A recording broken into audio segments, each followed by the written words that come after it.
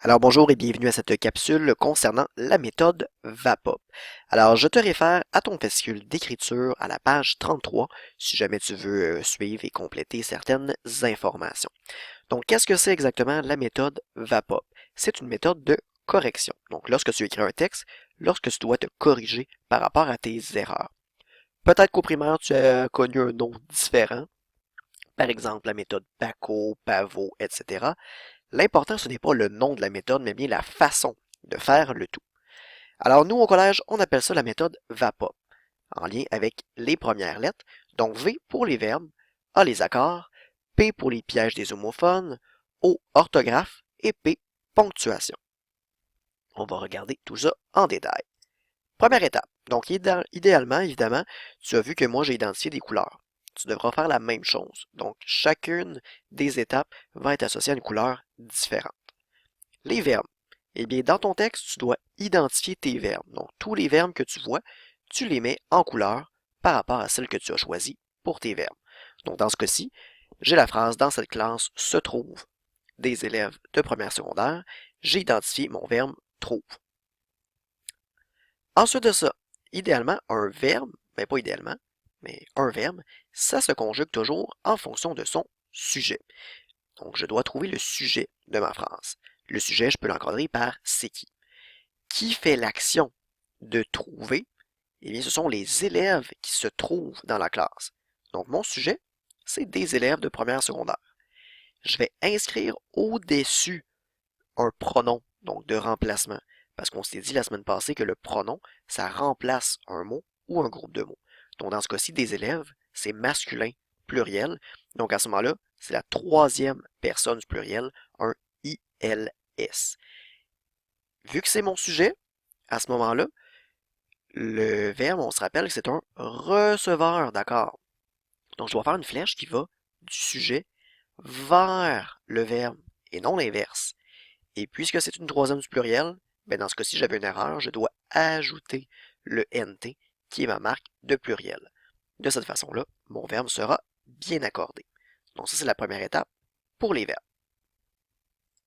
Deuxième étape, les accords. Donc, je change de couleur. Les accords, qu'est-ce que c'est? Bien, c'est en lien avec tout ce qui est adjectif, déterminant, non. Parce que j'ai besoin de mes variations. Donc, féminin, pluriel, etc.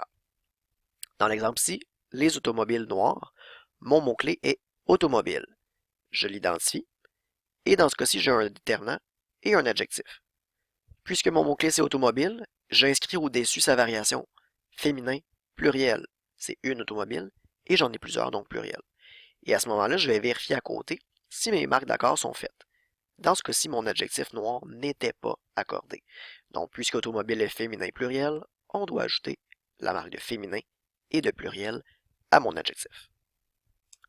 Troisième étape, le P pour les pièges des homophones. Des homophones, qu'est-ce que c'est? Eh bien, c'est un mot qui se prononce de la même façon, mais qui s'écrit de façon différente. Donc, c'est ça, un cas d'homophone. Il y en a plusieurs. Les A avec accent, A pas d'accent, SES, CES, etc. Quand tu identifies un homophone, à ce moment-là, au-dessus, tu vas inscrire sa classe de mots, ce qui va te permettre d'avoir la bonne graphie. Donc, dans l'exemple, j'irai à la bibliothèque, mais le A, c'est un homophone, je l'ai identifié avec ma couleur, et au-dessus, j'ai inscrit que c'est une préposition, parce que c'est pas le verbe. Je ne peux pas dire j'irai avec la bibliothèque. Donc, c'est bel et bien la préposition, et je l'ai validé de cette façon-là. Quatrième étape, le O pour l'orthographe. L'orthographe, c'est la graphie dans le dictionnaire. Comment je dois écrire mon mot exactement? Et évidemment, vous devez douter de tous vos mots. Ce qui veut dire de tout le temps aller chercher dans le dictionnaire.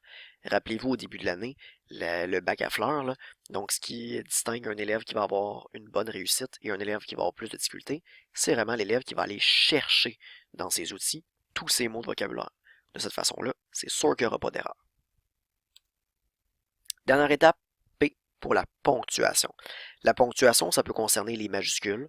Donc, par exemple, au début, j'ai oublié ma majuscule. Il n'y a pas la lettre majuscule, c'est une erreur.